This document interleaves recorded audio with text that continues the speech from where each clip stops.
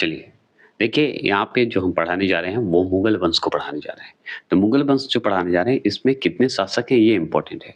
तो 6 शासक जो है बहुत ही महत्वपूर्ण माने जाते हैं, ठीक है? बाबर से शुरू होंगे, ठीक है? बाबर से शुरू होंगे और आपको हुमायूँ, अकबर, जहांगीर, शाहजहाँ और औरंगज़ेब। तो 6 टोटल हमारे मुगल वंश में जो है प्रमुख याद रखिएगा शासक हैं। और इसी तरह बहुत सारे सवाल हैं जो कि हम बाद में बताएँगे। मध्यकालीन भारत में जो है मध्यकालीन भारत मुगल शासक मूलतः कौन थे? तो चगताई तुर्क थे। कौन थे? चगताई तुर्क थे। तो मध्यकालीन भारत के मुगल शासक मूलतः कौन थे? तो मुगल शासक जो थे ना तुर्क थे, मतलब चगताई तुर्क थे उसमें भी, तुर्क में भी चगताई तुर्क थे। भारत में मुगल शासन स्थापित करने के पश्चात ज़हीर-उद-दीन मोहम्मद ने अपना नाम क्या रखा? बाबर रखा। तो एक बात जान लीजिएगा, भारत में जब मुगल शासन स्थापित कर रहा था ना, उस समय बाबर अपना नाम रखा था। यही बाबर का नाम पहले क्या नाम था? तो ज़हीर-उद-दीन मोहम्मद था, जो कि हम बहुत अच्छे से जानते हैं।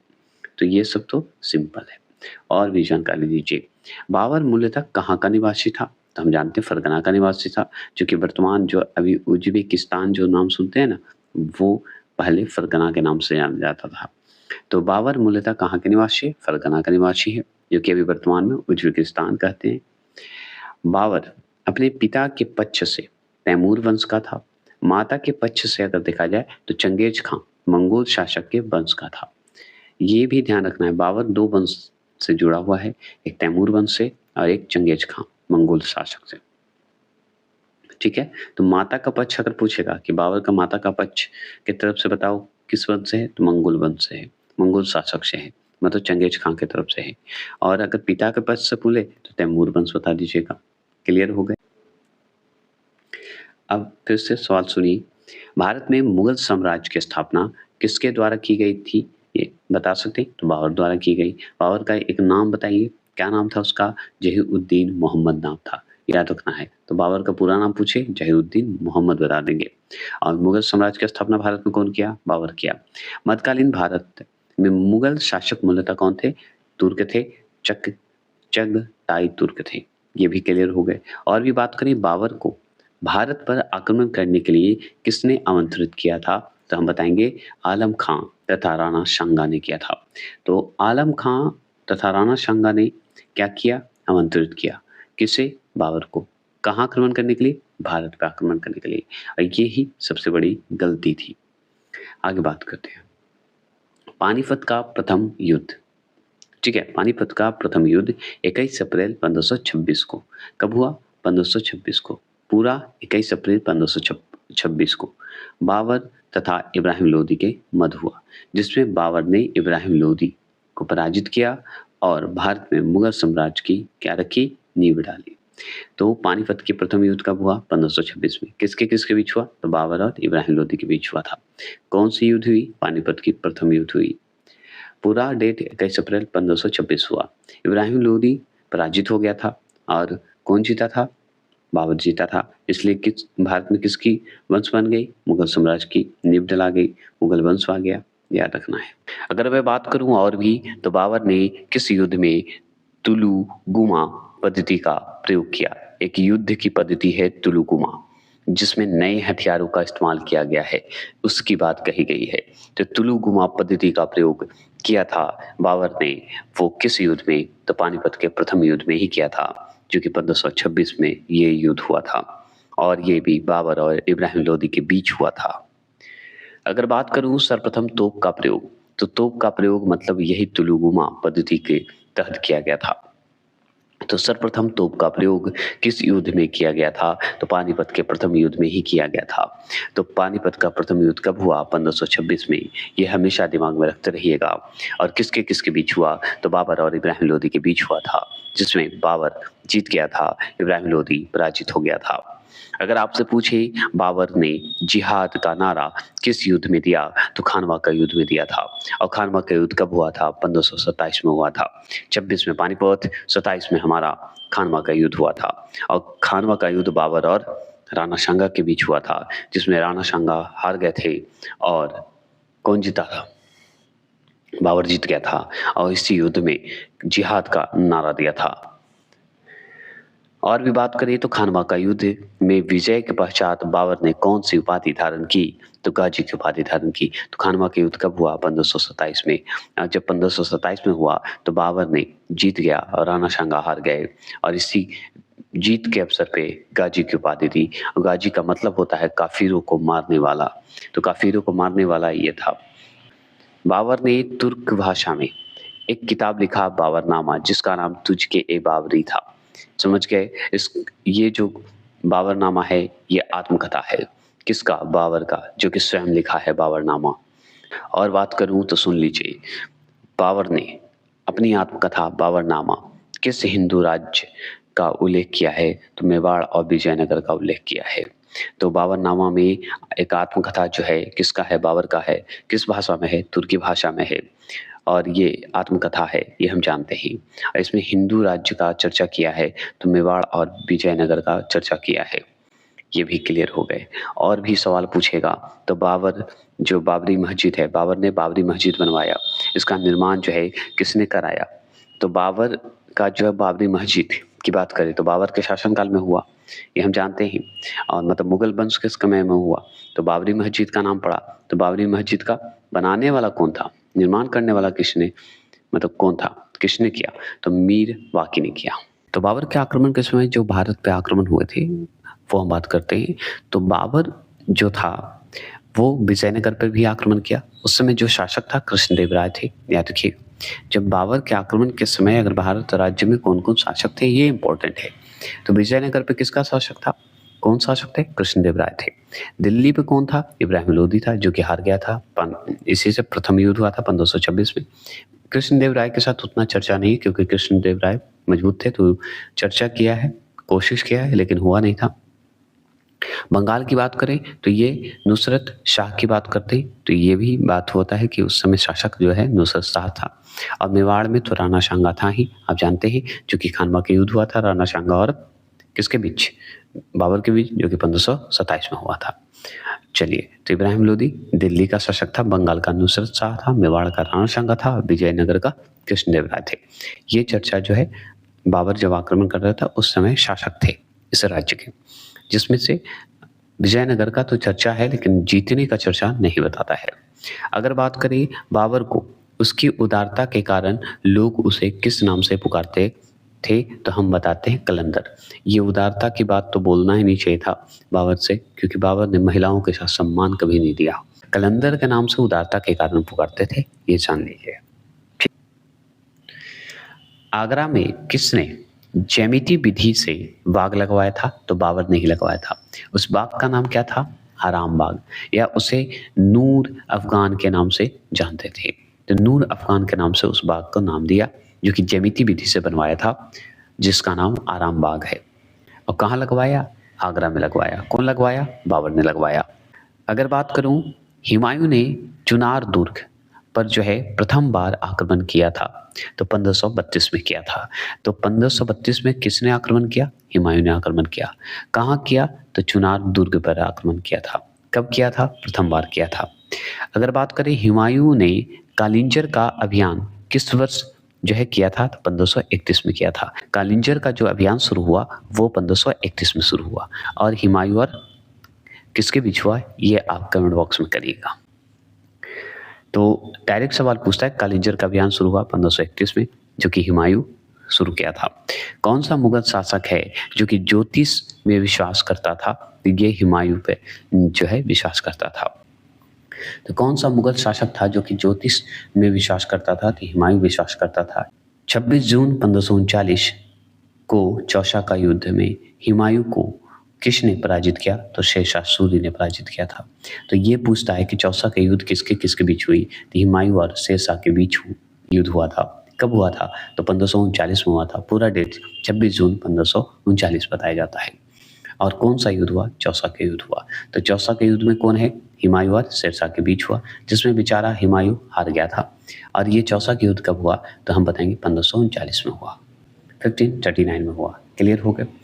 चौसा के युद्ध के दौरान निजाम नामक एक जो है विशती ने हुमायूं की जान बचाई थी, इसलिए हुमायूं ने उसे आधे दिन के लिए बादशाह बनाया था।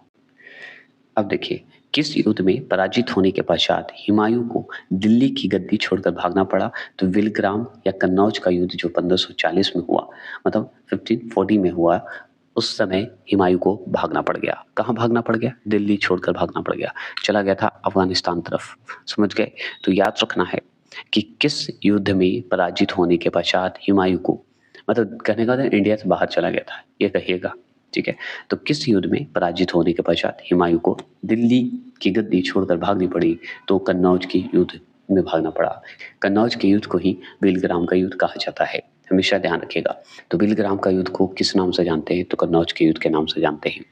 1540 बता देंगे। कन्नौज का युद्ध ही बिलग्राम का युद्ध कहलाता है और ये किसके किसके बीच हुई थी? हुमायूं और शेरशाह के बीच हुआ था, जिसमें शेरशाह जीत गया था, हुमायूं हार गया था। समझ गए? एक पॉइंट बता देता हूँ, बहुत इंपॉर्टेंट है कि हुमायूं जीवन भर लड़खड़ाता रहा और लड़खड़ाते हुए अपनी जान दे दी। समझ गए? लेनपुन नाम का एक जो है इतिहासकार, कहिए जो भी था वही का था। किस युद्ध में विजय के पश्चात हुमायूं दिल्ली का पुनः शासक बना? तो सरहिंद युद्ध हुआ था। कब हुआ था? 155 में हुआ था, मतलब 1555 में हुआ था। और ये इसके लिए लकी चार्म थी और ये इसका समझिए भाग्य बदलने वाली थी हुमायूं का। तो याद रखना है कि सरहिंद का युद्ध हुआ 1555 में, जो कि 1555 ऐसे याद रखिएगा, जो कि पुनः शासक बना दिल्ली का हुमायूं ने। तो इसकी मृत्यु लिखी थी, मर गया। नहीं तो शेरशाह जब तक रहता ये जीत नहीं पाता, सभी मुगल का अंत ही हो जाता।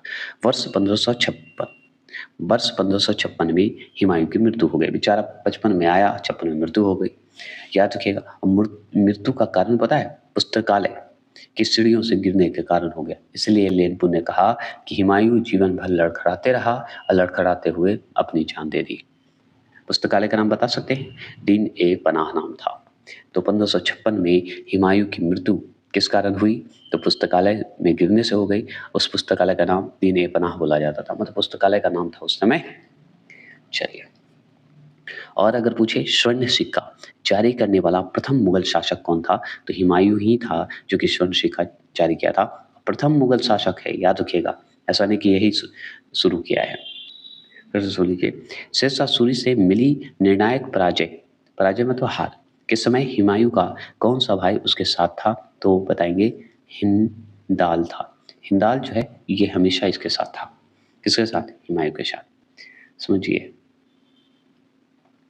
हुमायूं के मकबरे का निर्माण जो है उसकी पत्नी हाजी बेगम द्वारा दिल्ली में करवाया गया था। ठीक है, तो हुमायूं के मकबरे का निर्माण कौन करवाया? तो हुमायूं की पत्नी हाजी बेगम ने करवाई थी। कहाँ करवाया? दिल्ली में करवाया। जानते हैं, श्वेत संगमरमर से निर्मित यह भारत का प्रथम दोहरे गुंबद वाला मकबरा था। निर्मित करवाया था, क्या करवाया था? ये मकबरा बनवाया था। किसका? हुमायूं का मकबरा। और कौन बनवाई थी? हाजी बेगम, पत्नी थी। ठीक है, कहाँ बनवाया था? दिल्ली में। और श्वेत संगमरमर से निर्मित करवाया था। यह भारत का क्या था? प्रथम दोहरे गुंबद थे। दोहरे, ठीक है, प्रथम दोहरे गुंबद थे। शुरू करते हैं। अब हम शेरशाह सूरी को शुरू करेंगे। शेरशाह सूरी का अगर समय काल बोले तो हम बताया जाता है कि 1540 से 1545 तक रहा था, क्योंकि 1540 में क्या जीता था? कन्नौज को जीता था। मतलब कन्नौज का युद्ध हुआ था। बिलग्राम का युद्ध कहिए या कन्नौज का युद्ध कहिए, एक ही है, जो कि 1540 में जीता था, याद रखिएगा। और इस युद्ध में हुमायूं को हारना पड़ा और भागना पड़ गया था। किससे? शेरशाह सूरी से। तो उस समय से बताया जाता है कि 1540 से लेके 1545 तक, ठीक है, 45 तक जो है क्या किया गया? शेरशाह सूरी का साम्राज्य आ गया। उसके बाद क्या होगा आगे बताएंगे, आगे तो इसको जानिए। और यहाँ पे देख लेते हैं कि दिल्ली में द्वितीय अफगान जो वंश है का संस्थापक कौन था? तो शेरशाह सूरी था। अगर आपसे पूछे दिल्ली में द्वितीय अफगान वंश का संस्थापक कौन है, कौन था, तो हम बताएंगे शेरशाह सूरी है। अच्छा, हम जानते हैं शेरशाह सूरी क्या है? दिल्ली पर सत्ता किया, किसको हराकर? हुमायूं को हराकर। ये तो बात जान गए। कब? तो 1540 में। कौन सा युद्ध हुआ? कन्नौज का, जिसे बिलग्राम का युद्ध भी बोला जाता है, जिसमें शेरशाह सूरी जीत गया था। और ये जो शेरशाह सूरी था अफगान वंश का था। तो द्वितीय अफगान वंश का शासन चला था शेरशाह सूरी जब कब्जा किया था। चलिए, ये है शेरशाह का बचपन का नाम क्या है पता है? फरीद खां था। तो शेरशाह का बचपन का नाम अगर पूछे तो फरीद खां बता देना है। क्या बता देना है? फरीद खां बता देना है। कोई दिक्कत तो नहीं? चलिए ये बात हो गई। अगर आपसे पूछे शेरशाह सूरी को शेर खां की उपाधि किसने दी थी? तो हम बताएँगे बहार खां लोहानी को दी थी, जिसे मोहम्मद शाह बोला जाता है। अगर पूछे आपसे शेरशाह सूरी को शेर खां की उपाधि किसने दी? तो हम बताएँगे मोहम्मद शाह ने दी। मोहम्मद शाह का एक और नाम था बहार खां लोहानी। तो बहार खां लोहानी ऑप्शन में आए या मोहम्मद शाह आ जाए, तो समझ जाइएगा कि शेर खां की उपाधि दिया था शेरशाह सूरी को।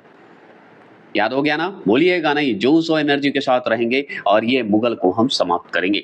शेरशाह के शासनकाल में भू राजस्व की वसूली की निगरानी करने वाले अधिकारी को क्या कहते थे? तो हम बताएंगे मुंसिफ अथवा आमील कहते थे। क्या कहते थे? मुंसिफ या आमील कहा जाता था। तो आपसे पूछेगा कि आमीर किसे कहा जाता था? तो शेरशाह के शासनकाल में जो भू राजस्व करते थे, भू राजस्व से जो टैक्स लेते थे, उनसे उनको कहा जाता था आमील। आमील की जगह पे एक और नाम था मुंसिफ, मुंसिफ भी कहा जाता था, जो कि आगे चल के मुंशी बन जाएगा।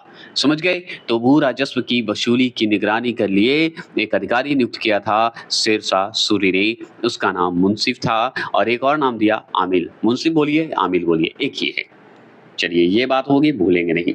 अब देखिए कन्नौज के युद्ध में हुमायूं को पराजित कर दिल्ली का शासक कौन बना? शेरशाह सूरी बना और कन्नौज के युद्ध को ही मेलग्राम का युद्ध कहा जाता है, जिसमें हुमायूं बेचारा हार गया और शेरशाह सूरी जीत गया। ये भी याद रखने की बात है। थोड़े से जोश के लिए करता हूँ कि आप कूल होकर पढ़ें और आराम से पढ़ें। चलिए आगे बात करते हैं शेरशाह का मकबरा कहाँ स्थित है। अरे भाई शेरशाह का मकबरा की अगर बात करेंगे तो हम बिहार में आएंगे और बिहार के कहाँ जाएंगे? सासाराम में जाएंगे। तो बिहार आइए, सासाराम में जाइए, शेरशाह का मकबरा देखिए, बहुत खूबसूरत है, अच्छा लगता भी है। चलिए ये बातें हो गई। अब थोड़े से ओवर एक्टिंग मैं खत्म करता हूँ, अपनी रियल वॉइस पे आता हूँ। कृषकों की सहायता के लिए पट्टा एवं काबूलियत की व्यवस्था किस मध्यकालीन भारतीय शासक ने प्रारंभ की थी? तो शेरशाह सूरी ने की थी। तो सवाल क्या बनता है ये सुनिए अब। तो शेरशाह सूरी जो है अपने जो शासन जो प्रारंभ किया था भारत में मध्यकालीन में, उसकी बात अगर किया जाए तो एक व्यवस्था शुरू किया था पट्टा एवं काबूलियत। ये पता है किस लिए था पट्टा और काबूलियत? वो कृषि की सहायता के लिए। तो कृषि की सहायता के लिए भी काम अच्छा से किया था कौन? शेरशाह सूरी। पट्टा लाया, काबूलियत लाया, ये व्यवस्था लाया कौन? शेरशाह सूरी। ये याद रखिएगा, हमेशा पूछता है ये। और सबसे इंपॉर्टेंट और सबसे ज्यादा सवाल पूछा हुआ सवाल है, ग्रैंड ट्रंक रोड का निर्माण किसने करवाया था? तो शेरशाह सूरी ने करवाया था। इतना बार पढ़े हैं कि हम लोग भूल नहीं सकते। तो ग्रैंड ट्रंक रोड का निर्माण कौन करवाया? शेरशाह सूरी ने करवाया। अगर बात करें शेरशाह सूरी की मृत्यु कहाँ हुई थी? तो कालिंजर में हुआ था। आपसे यही पूछेगा कि शेरशाह की मृत्यु कहाँ हुई थी? तो हम बताएंगे कालिंजर में हुई थी। कालिंजर, हाँ यस, कालिंजर में शेरशाह सूरी की मृत्यु हो गई। अच्छा, बेचारा चला गया। कैसे हो गई उसकी बात तो हम नहीं जानते, क्योंकि बताया जाता है कभी बम फूट गया है, कभी कुछ और बताया जाता है, तो क्लियर नहीं बताएगा। बस हम लोग जितना जानते हैं वो बम फूटने के कारण हो गया था। आगे चलते हैं। शेरशाह सूरी के शासनकाल में भूमि मापने के लिए किस पद्धति का प्रयोग किया जाता था? शुरू से भूमि मापने के लिए एक पद्धति आती थी, सब नए नए तरीके से लाते थे। उसी तरह शेरशाह सूरी भी अपना भूमि मापने की पद्धति का प्रयोग किया, जिसे बोला गज ए सिकंदरी। और गज ए सिकंदरी ये दिल्ली सल्तनत से ही शुरू होता, याद रखना है। तो शेरशाह सूरी के समय अगर पूछेगा भूमि मापने के लिए कौन सी पद्धति का प्रयोग किया? गज ए सिकंदरी का प्रयोग किया। याद रखना है, गज ए सिकंदरी का प्रयोग किया था। चलिए ये भी बात हो गई। और जानते हैं दिल्ली में स्थित पुराने किले के भवनों का निर्माण किसने कराया था? तो शेरशाह सूरी ने करवाया था। तो दिल्ली में जो स्थित पुराना किला था उस भवन का निर्माण करवाया कौन? करवाया शेरशाह सूरी। मतलब जो खराब हो गए, पुराना हो गया, उसको अच्छे से बनवाया कौन? शेरशाह सूरी ने। कहाँ बनवाया? दिल्ली में स्थित पुराने किले को। ये हो गए। अगर मैं बात करूं और भी जानकारी लेते हैं तो देखिए यहाँ पे लिखा है, मैं मुट्ठी भर बाजरे के लिए हिंदुस्तान की पूरी साम्राज्य खो चुका था। यह कथन किस मध्यकालीन शासक का है? तो ये शेरशाह का है। किसका है? शेरशाह का। बोला था कि मैं मुट्ठी भर बाजरे के लिए, मतलब मुट्ठी भर जमीन के लिए हिंदुस्तान का पूरा साम्राज्य खो चुका था। पूरा साम्राज्य एक तरह से खो चुका था। यह कथन कहने वाला शेरशाह सूरी था। समझ गए? इसका महत्व है कि एक थोड़ी सी जमीन के लिए आप अपने आप को काट देते हैं, भाई भाई को छोड़ता नहीं है। किस लिए? पूरा साम्राज्य तो विनाश अपने लड़के हो जाएगा ना, इसलिए थोड़ा सा अगर त्याग होता है तो कर दीजिए। कोई ऐसा नहीं, जैसा फल वैसा मिलेगा, तो टेंशन नहीं लेने का, सॉरी नहीं लीजिएगा। थोड़े जोश एनर्जी इसलिए करना पड़ता है कभी-कभी कि क्योंकि थोड़ा-सा बचकाना बचकाना करने से लोगों को याद होता है इसलिए। कई लोगों को मेरी आवाज़ें इस तरह का एटीट्यूड पसंद नहीं आएगा क्योंकि हम हर तरह से एटीट्यूड में करते हैं। और एटीट्यूड नहीं कहिए इसे, मतलब तरीका कहिए कि हम याद करवाते हैं। तो अगर आप किसी को लगता है तो हम क्षमा चाहते हैं, दिल से क्षमा चाहते हैं। किस अभियान के दौरान शेरशाह सूरी की मृत्यु हुई? तो हम जानते हैं कालिंजर अभियान के दौरान ही शेरशाह सूरी की मृत्यु हो गई और कब हुई? 1545 में। और हम जानते हैं कि 1540 से लेके 1545 तक ही रहा था, मतलब 45 तक, तो मृत्यु कब होगी? 45 में ही होगी। तो कब हुआ? कालिंजर अभियान में हो गया। तो ऊपर तो पढ़ चुके थे, कालिंजर में ही मृत्यु हो गई थी। कालिंजर के कारण हो गया, तो हम बताएंगे शेरशाह सूरी की मृत्यु कालिंजर अभियान के दौरान हो गया 1545 में। और ये बम जहां बारूद बनते थे वहां बैठा था, अचानक बारूद फट गया और वो चला गया। शुद्ध चांदी, रुपया और तांबे का दाम किसने प्रचलित किए थे? तो शेरशाह सूरी ने ही किया था। शुद्ध चांदी का रुपया चालू किया। चलिए, तांबे का दाम जो है किसने प्रचलित किया? तो तांबे का दाम हो गया और शुद्ध चांदी का रुपया हो गया।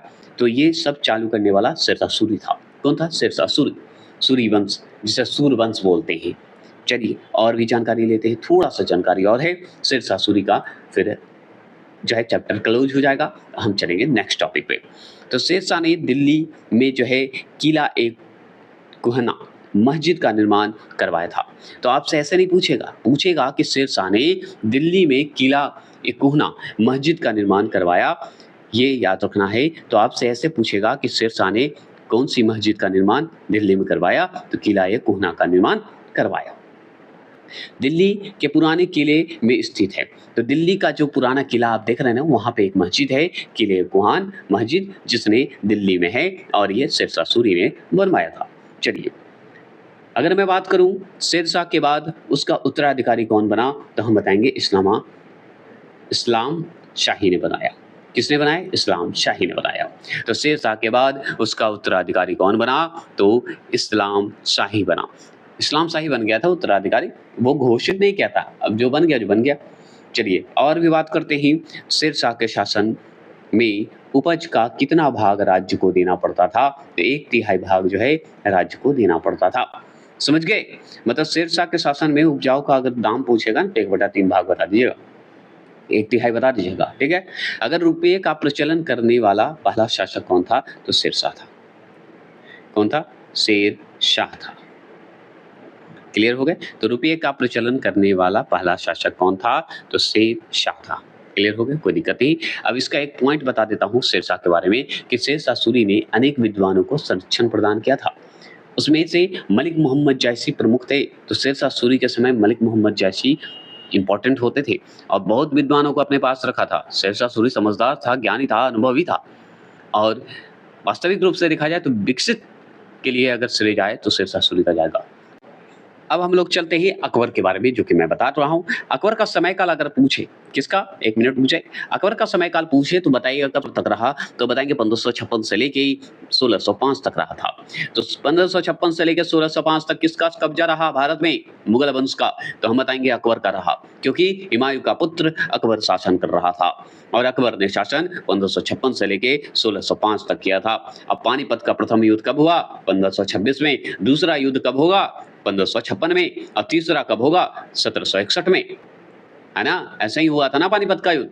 बता सकते हैं तो कमेंट बॉक्स में करिए, ठीक है। लेकिन मैं अभी दूसरा पानीपत का युद्ध की बात करूंगा, ठीक है। 15 अक्टूबर 1542, 15 अक्टूबर मतलब 15 अक्टूबर 1542 मतलब 42 को अकबर का जन्म किसके यहाँ हुआ था? तो अमरकोट के राणा वीरशाल के महल में हुआ था। तो अकबर का जन्म कब हुआ भाई, बता सकते हैं? तो हम बताएंगे भाई, अमरकोट के राणा वीरशाल थे, उनके महल में हुआ था। तो राणा वीरशाल के महल में किसका जन्म हुआ? तो वो अकबर का जन्म हुआ। कब हुआ? तो 15 अक्टूबर 1542 को हुआ था, 1542 में हुआ था। और कहाँ राणा संग जो राणा वीरशाल का जो महल है वो कहाँ था? अमरकोट। याद किया था, अमरकोट के राणा वीरशाल के महल में हुआ था। किसका जन्म? अकबर का जन्म। कब हुआ? 1542 में, भूलिएगा नहीं। हुमायूं के अगर बात करें, असामयिक मृत्यु मतलब आकस्मिक मृत्यु, तो हुमायूं के असामयिक मृत्यु के पश्चात अकबर का राज्याभिषेक कहाँ पर किया गया? तो हम बताएँगे पंजाब में किया गया। अब पंजाब में कहाँ? तो कलानौर में किया गया। तो आपसे पूछेगा कि कलानौर में किसका जो है राज्याभिषेक हुआ? तो अकबर का हुआ। क्यों हुआ? क्योंकि हुमायूं की अचानक मृत्यु हो गई सीढ़ी से गिरने से। इसके कारण राज्याभिषेक करना पड़ गया अकबर का। और पंजाब कहाँ? कलानौर में। तो उस समय कलानौर था, तो कलानौर में इसका राज्याभिषेक हो गया। किसका? अकबर का। अकबर ने अपने संरक्षण बैरब खां, ठीक है, बॉडीगार्ड कहिए, संरक्षण कहिए, अंगरक्षक कहिए, जो कर सकते हैं आप कर सकते हैं। तो अकबर ने अपने संरक्षक बैरब खां को कौन सी उपाधि प्रदान की? तो हम बताएंगे खाने खाना का उपाधि प्रदान की थी। तो खाना का उपाधि जो है किसने प्रदान की? तो बैरब खां को प्रदान किया, अकबर ने प्रदान किया। तो खाना की उपाधि किसे मिली? बैरम खां को। कौन दिया? अकबर ने दिया। अकबर का कौन था बैरम खां? संरक्षक था, बॉडीगार्ड था, अंगरक्षक था। और बात करें, अकबर ने सर्वप्रथम वैवाहिक संबंध किस राजपूत वंश से स्थापित किए? तो कछवाहों से किए थे। कछवाहों जो हैं वैवाहिक संबंध शुरू किया जो कि राजपूत वंश से थे। ये शुरुआत करने वाला कौन था? अकबर था। क्या है कि 5 नवंबर 1556 को मुगल सेना और हेमू के मध्य पानीपत का दूसरा युद्ध हुआ जिसमें हेमू की पराजय हुई। याद रखिएगा हेमू भी मुगल का ही जुड़ा हुआ है, एक सैनिक के ही, सेनापति के ही या बॉडीगार्ड के रूप में कह सकते हैं। लेकिन हेमू जो है सोचा कि अब तो हुमायूं मर गया, मैंने कब्जा कर लेता हूँ, लोभ हो गया। तो लोभ होने से क्या होगा? जिसके भाग्य में है उसके भाग्य में तो मिलेगा ही, ये तो पक्का है। तो याद रखना है कि 5 नवंबर 1556 को क्या हुई? पानीपत की दूसरी युद्ध हुई। किसके किसके बीच हुई? मुगल सेना और हेमू के बीच हुआ। मतलब उस समय अकबर था, लेकिन अकबर युद्ध नहीं कर रहा था। करने वाला कौन था? बैरम खां था। जब अपना किसी को अपने नजरिया से देखिएगा तो वो अपना ही दिखेगा। जब तक आप अपने नजरिया से अगर दूसरे को देखिएगा तो वो दूसरा ही दिखेगा, जब तक उसे आप अपने नजरिया से अपना नहीं समझिएगा। होता है कि नहीं? अगर हम किसी से अगर मान लीजिए जुड़ाव रखते हैं, क्यों रखते हैं? जब हम उससे अपना समझते हैं, तभी तो। जैसे ही हमको और जब उससे जुड़ाव नहीं है तो मिलते हैं, रोड पे चलते हुए इतने लोग हैं, क्या सबसे जुड़ाव है? नहीं। उसी तरह क्वेश्चन भी है, अगर क्वेश्चन को अपना नहीं समझिएगा तो क्वेश्चन आपको कैसे समझेगा? समझ रहे हैं? तो ये सिद्धांत अपना के चलिए, समझ गए ना? अपना के चलिए, फील कीजिए कि ये क्वेश्चन मेरा है, देखिए क्वेश्चन भी आपको अपना समझेगा। और बात करते हैं, किस सूफी संत के दर्शन हेतु अकबर उसके दरबार अजमेर जाया करते थे? बताइए। तो जाया करता था अकबर, किसके दरबार में जाता था? अजमेर जाया करता था। कौन? अकबर जाता था। कौन ऐसा सूफी संत था जिसके दर्शन के लिए जाता था अकबर? तो ख्वाजा मुद्दीन चिश्ती के दरबार में जाता था, दरगाह में कहिए, दरबार में कहिए, जाता था। और ख्वाजा मुद्दीन चिश्ती कहाँ रहता था? तो अजमेर में रहते थे। कहाँ रहते थे? अजमेर में रहते थे। और ये याद रखिएगा, अकबर मिलने जाता था। अब ख्वाजा मुद्दीन चिश्ती क्या थे? सूफी संत थे, जो कि मैं पढ़ा चुका हूँ इसके बारे में, सूफी संत के बारे में। अकबर के शासन में प्रचलित भू राजस्व व्यवस्था की एक प्रसिद्ध नीति आईने ए दहशाला पद्धति किसके द्वारा स्थापित किया गया? तो टोडरमल के द्वारा स्थापित किया। आज इसमें यह भी पढ़ेंगे कि अकबर के नवरत्नों का क्या क्या भूमिका था, इनका जन्म कब हुआ था और क्या है महत्व, बताएंगे ये भी।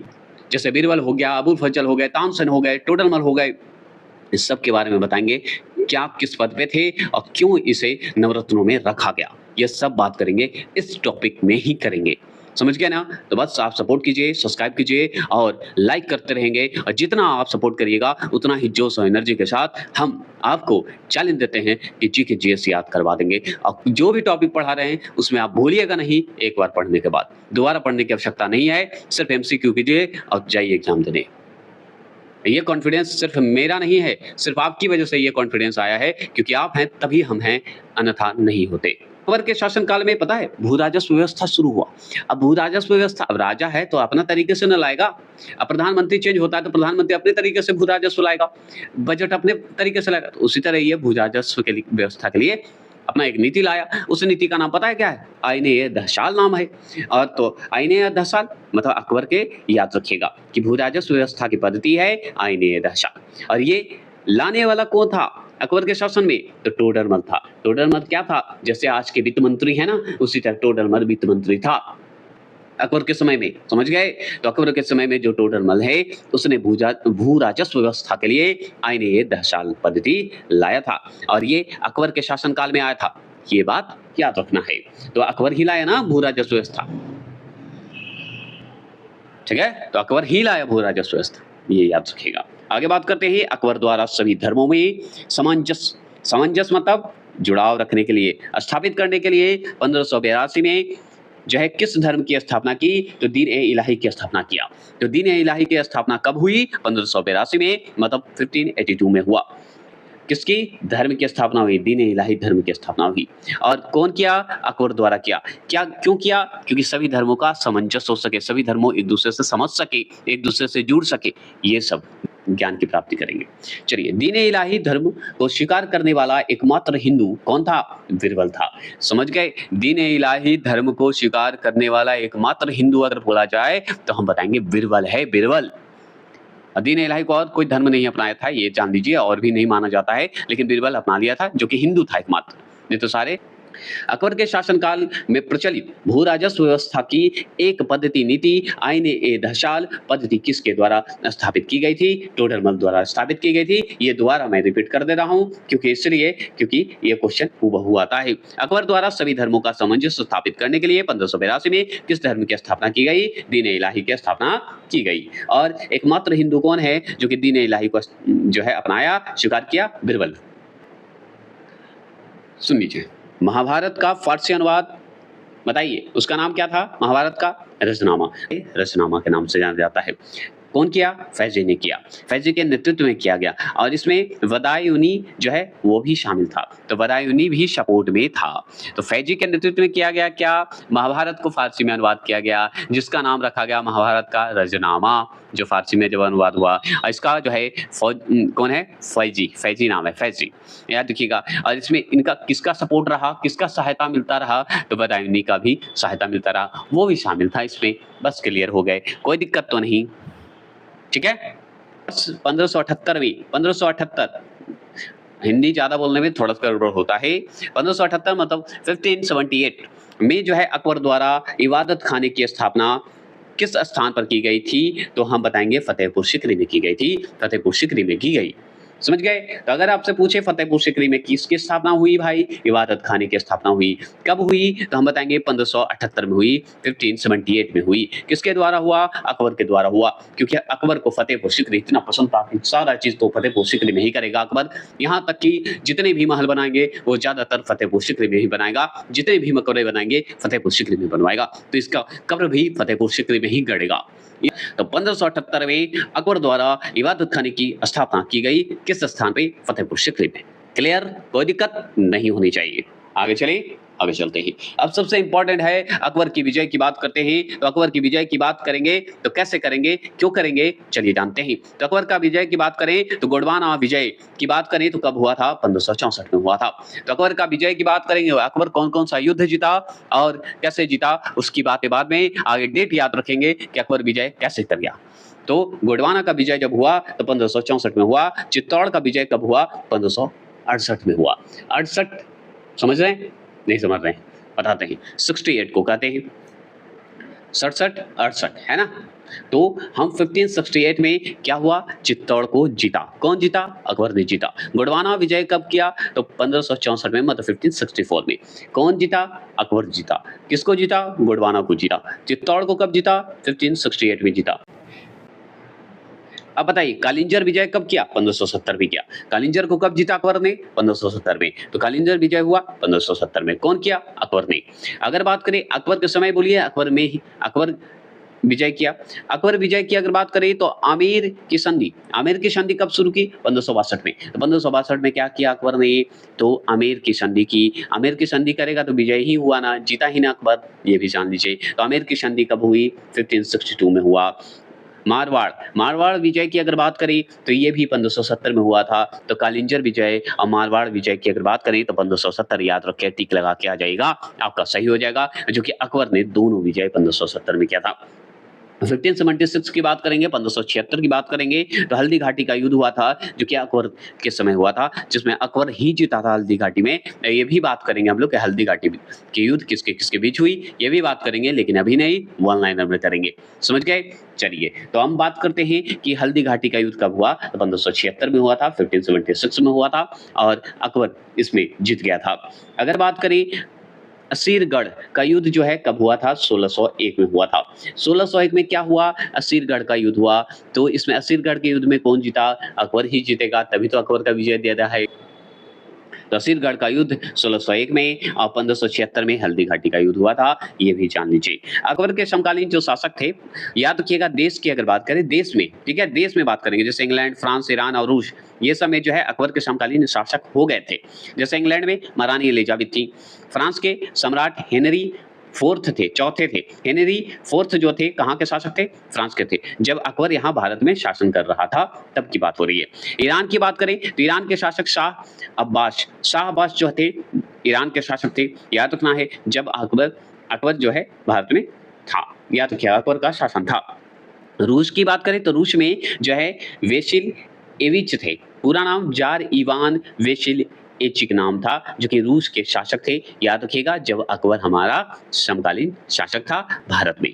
और याद रखिएगा, एलिजाबेथ जब आई थी, महारानी एलिजाबेथ जब इंग्लैंड की शासिका थी, तो याद रखिएगा उस समय समयकाल क्या था, 1558 से लेके 1603 था। ठीक है, याद रखना है, 03 था, ये भी जान लीजिए। अगर आपसे पूछे फ्रांस की अगर बात करें तो फ्रांस में जो शासक हेनरी फोर्थ थे, वो उनका समयकाल बोला जाता है, तो 1553 से लेके 1610 तक थे। ये अकबर से थोड़ा ज्यादा चले थे, याद रखना है। अगर बात करें ईरान की बात करें तो शाह अब्बास थे, जो कि 1588 से लेके 1629 बताया जाता है, 29 बताया जाता है, याद रखना है। जो कि ये भी आगे तक रहे थे अकबर के, अकबर डेट कर गया था उसके बाद भी रहे थे, ये जान के चलिएगा, क्योंकि 1685 तक रहा था वो। अगर बात करें रूस की बात करें, रूस का जो है ये भी इनका देखा जाए तो ये ज्यादा नहीं रहा था, 1530 से लेके 1584 तक था, 84 तक था, बस ये जान लीजिए, वेसिल एविच, याद रखना है। तो ये इंपॉर्टेंट था, ये सुन लेना जरूरी था, क्योंकि पूछ देता है कि देश की, और ज्यादातर डेट ना पूछ के ये पूछता है कि इंग्लैंड जब अकबर जब था, शासक कर रहा था या शासन कर रहा था, मुगल वंश का जो अकबर रहे, उस समय देश में कौन कौन थे। तो इंग्लैंड का कौन था, महारानी एलिजाबेथ। फ्रांस का कौन था, तो हम बताएंगे हेनरी फोर्थ थे। और ईरान का कौन था, तो शाह अब्बास थे। और रूस का अगर पूछ देता तो हम बताएंगे एविक्च बोला जाता है, एविक्च थे। और क्या बात करते हैं, सुनिए। अकबर ने बंगाल तथा बिहार को किस वर्ष मुगल साम्राज्य में सम्मिलित किया, तो हम बताएंगे 1576 में किया। कब किया, 1576 में, मतलब 1576 में क्या किया, तो बंगाल और बिहार को याद किया, मुगल साम्राज्य में मिला लिया था, सम्मिलित कर लिया था। कौन किया था, अकबर। अकबर के समय में बंगाल और बिहार जो है मुगल साम्राज्य में सम्मिलित हो गया, मिल गया, और ये 1576 की बात कही जाती है। कि किस मुगल बादशाह के विरुद्ध जौनपुर से फतवा, याद रखिए, जौनपुर से फतवा जारी किया गया था, तो अकबर के लिए जारी किया गया था। क्या किया गया था, फतवा जारी किया गया था, कहां से, जौनपुर से। ये सवाल पूछता है, याद रखना है। अकबर द्वारा सिस्टम इमारतें जो सबसे उचित, सर्वश्रेष्ठ सिस्टम उसी को बोलते हैं, तो सिस्टम इमारतें कहां पर निर्मित करवाई गई, तो फतेहपुर सिकरी में। मैंने बोला ना, अकबर को सबसे ज्यादा फतेहपुर पसंद है, जो कि आगरा जिसे बोलते हैं, उसी के समीप है फतेहपुर सिकरी। तो याद रखना है, सिस्टम इमारत कहां पर निर्मित किया, करवाया, फतेहपुर सिकरी में करवाया। कौन, अकबर ने। तो सबसे ज्यादा इमारतें फतेहपुर सिकरी में, अकबर का। अकबरनामा की रचना किसके द्वारा की गई, अबुल फजल के द्वारा। अकबरनामा जो है, आत्मकथा की बात करें तो अकबर नहीं लिखा था, ये लिखने वाला अबुल फजल था। किस जैन संत को अकबर द्वारा जगत गुरु की उपाधि दी गई, तो आचार्य हरि विजय सूरी को दी गई। तो हरि विजय सूरी क्या थे, तो वो क्या थे, जैन संत थे। और ये किसके समकालीन थे, अकबर के समकालीन थे, इसलिए अकबर ने इन्हें कौन सी उपाधि दी, जगत गुरु कहा। किसे, जैन संत को, हरि विजय सूरी को, किसे, हरि विजय सूरी को कहा। ये भी समझ गए होंगे। अगर मैं बात करूं, और क्या बात करूं, तो सुन लीजिए। और बात करें, अकबर द्वारा फतेहपुर सिकरी में बुलंद दरवाजा का निर्माण किस विजय की उपलक्ष्य में करवाया गया, तो बताएंगे गुजरात विजय के उपलक्ष्य में करवाया गया था। तो अकबर द्वारा फतेहपुर सिकरी में बुलंद दरवाजा का निर्माण किस विजय के उपलक्ष्य में करवाया गया था, तो गुजरात विजय के उपलक्ष्य में करवाया गया था। ये भी याद रखने की बात है। तो अकबर द्वारा फतेहपुर सीकरी में बुलंद दरवाजा का निर्माण करवाया तो किस विजय के उपलक्ष्य में करवाया? तो गुजरात विजय के उपलक्ष्य में करवाया था। तो बुलंद दरवाजा किसने बनवाया? अकबर ने बनवाया। याद रखिएगा फतेहपुर सीकरी में बनवाया। अमेरिका की खोज का उल्लेख जो है किस मध्यकालीन भारतीय लेख ने किया है? तो अबू फजल ने किया है। तो अमेरिका की खोज का उल्लेख अगर पूछे मध्यकालीन में भारतीय लेखक कौन था? तो हम बताएंगे अबू फजल ने। अबू फजल है। तो अबू फजल ने बताया कि भाई अमेरिका की खोज का उल्लेख मैं कर देता हूँ, आप लोग पढ़ते रहिएगा और याद करते रहिएगा, कोई हमको मतलब नहीं है, हम लिख देते हैं। यही काम किया है अबू फजल। अकबर के दीन ए इलाही धर्म का मुख्य पुरोहित कौन था? अबू फजल ही था। तो दीन ए इलाही धर्म का मुख्य पुरोहित अगर ब्राह्मण कहिए, पंडित जी कहिए, जो कहिए, पुरोहित कहिए या मौलवी जी कहिए, जो कह सकते हैं, अबू फजल था, जो कि अकबर का जो दीन ए इलाही लाया था उसका मौलवी जी कहिए अबू फजल था। क्लियर हो गए? कोई दिक्कत तो नहीं होनी चाहिए। अगर बात करें दास प्रथा का अंत कौन किया? तो हम मानते हैं अकबर ने किया। कब किया? तो 1562 में किया। तो 1562 में किसका अंत किया? दास प्रथा का अंत किया। कब किया? 1562 में किया। तो अकबर ने महत्वपूर्ण कार्य किए, जो बहुत अच्छा काम किया, दास प्रथा का अंत कर दिया, जो कि कब किया? 1562 में कर दिया। देखिए यहाँ पे बता देता हूँ, अकबर को हरमदल से मुक्ति अकबर को हरमदल से मुक्ति कब मिली? तो 1562 में मिली। तो याद रखना होगा कि अकबर को जो है हरमदल से मुक्ति मिल गई, जो कि 1562 में मिली। और हरमदल क्या है? यही समझ में नहीं आ रहा, नहीं बताते हैं, सब्र करेंगे, पेशेंस रखेंगे। देखिए यहाँ पे क्या था ना कि हरमदल का मतलब होता है कि ऐसा अगर देखा जाए तो बता देता हूँ, अकबर को हरमदल से मुक्ति क्यों पता है? क्या था ना कि ये संरक्षण में था, बॉडीगार्ड के संरक्षण में था कि नहीं? तो ये था कि बाहरी बिना मतलब अपने आदेश के अनुसार, मतलब किसी के आदेश के अनुसार ये नहीं जा सकता था। ये जब तक कोई और नहीं देगा आदेश, ये नहीं जा सकता था। तो जब ये बड़ा हुआ तो ये अपने आप को मुक्त कर दिया कि भाई अब मैं स्वयं निर्णय ले सकता हूँ, समझदार हूँ, इस तरह का। ठीक है? तो ऐसा हिस्सा जो कि मान लीजिए कोई शख्स बिना किसी परमिशन से बाहर नहीं जा सकता, किसी भी सूरत से। तो वही था ये, अकबर था ही, किसी के संरक्षण में था। लेकिन धीरे-धीरे इसे बड़ा हुआ तो अपना ये मुक्त हो गया। हरमत वही होता है, जो कि 1562 में ये मुक्त हो गया था। तो 1562 में फाइनली जाके मुक्त हो गया। तीर्थ यात्रा कर समाप्त कब किया? 1563 में किया। कौन किया? अकबर ने किया। तो तीर्थ यात्रा जो कर लगते थे, टैक्स लगते थे, वो समाप्त कर दिया था। कब किया? 1563 में, मतलब 1563 में। 62 में क्या किया? अपने आप को मुक्त कर लिया, भाई मैं अब कहीं भी जा सकता हूँ, स्वतंत्र हूँ। और 62 में एक और काम किया, दास प्रथा का अंत कर दिया। चलिए ये बात हो गई। जजिया कर की समाप्ति। तो जजिया कर की समाप्ति जो किया वो बताइए। तो ये 1562 में किया। तो जजिया कर जो लगाया था, ये बाद में जाके औरंगजेब जजिया कर फिर शुरू कर देगा, समझ गए?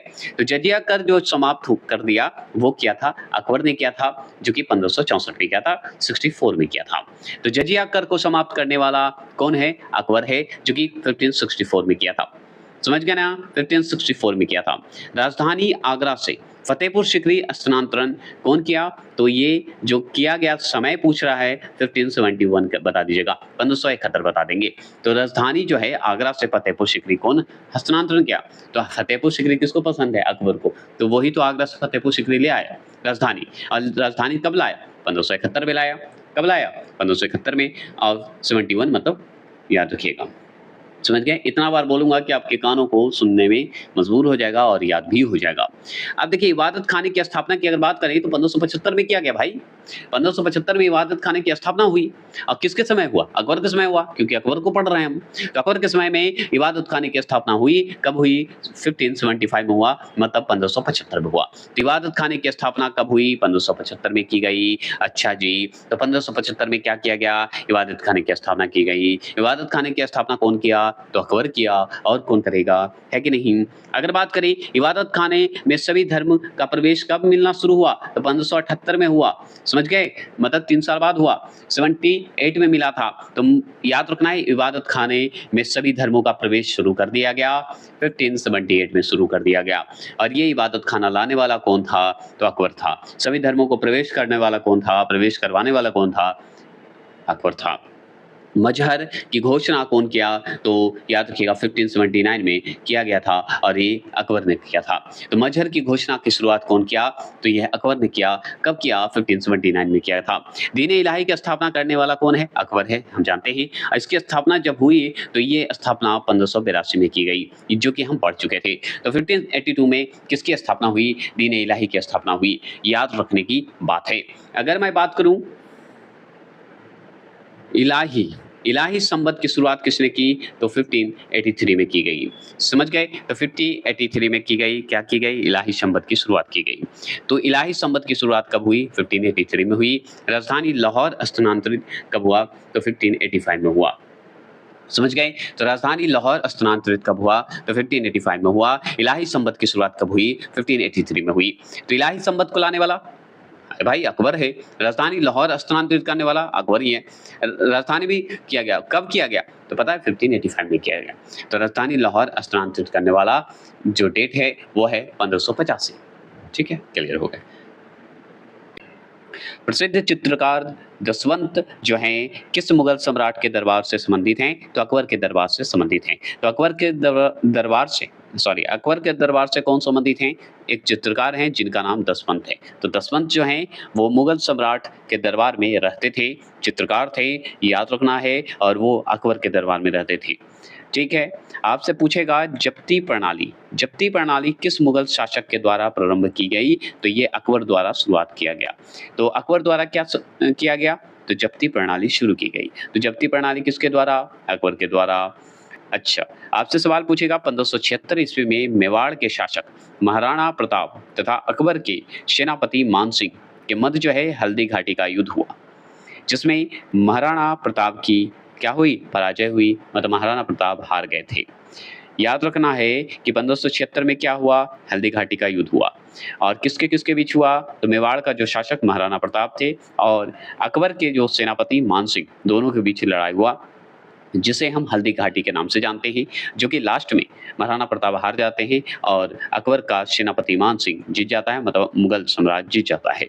ये बात हो गई। अगर बात करें वर्ष 1601 में अकबर ने अंतिम सैन्य अभियान कहाँ पर किया गया? बताइएगा। तो असीरगढ़ का किला, जिसे खानदेश बोला जाता है, तो था। याद रखिएगा, अंतिम सैन्य अभियान पूछे तो असीरगढ़ का किला बता दीजिएगा, जिसे पहले खानदेश बोला जाता। तो जो खानदेश है ना, उसी को बोला जाता है असीरगढ़ का किला। कब? 1601 में अकबर ने क्या किया? अंतिम सैन्य अभियान किया था। अकबर ने किस प्रसिद्ध चित्रकार को सिरी कलम की उपाधि जो है प्रदान की? तो वो था अब्दुल शहमद। याद रखिएगा, क्या था? अब्दुल शहमद बोला जाता है, ऐसे सहमद बोलते हैं। तो अब्दुल शहमद बोल दीजिए, शहमद बोल दीजिए, आप पे डिपेंड करता है।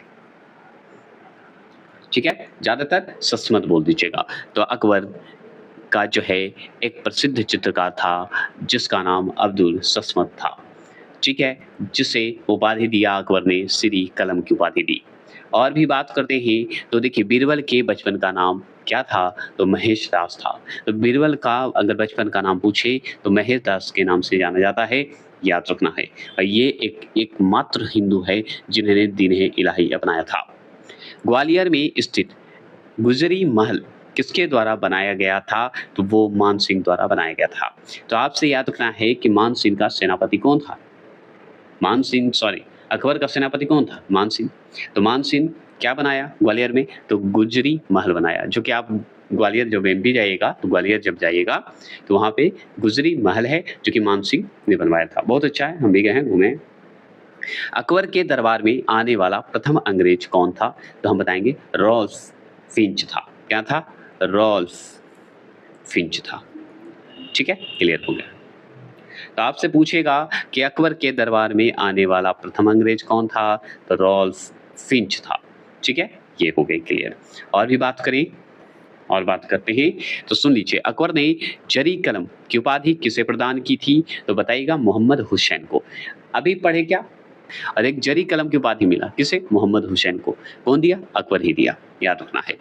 लीलावती नामक गणित की पुस्तक का फारसी भाषा में अनुवाद किसने किया था? फैजी ने किया था।